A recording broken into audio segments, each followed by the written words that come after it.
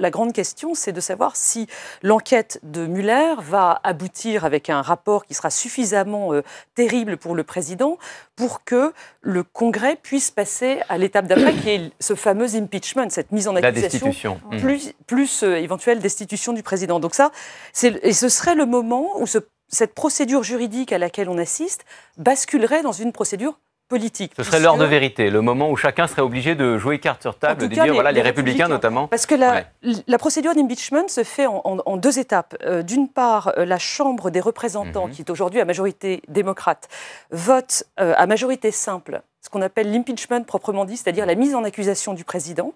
Donc le président serait donc mis en accusation par la Chambre des représentants, ce qui semble à peu près possible puisqu'il y a une majorité démocrate qui n'aime pas Trump. Et puis une fois cette mise en accusation faite, le dossier passe alors au Sénat, qui condamne ou non le président.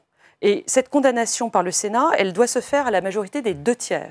Le Sénat étant aujourd'hui à majorité républicaine, il y a assez peu de chances que cela se produise, sauf si, je reviens à mon point de départ, sauf si les républicains sont suffisamment nombreux à lâcher ce président. Et donc, quand est-ce qu'ils vont oser le faire ?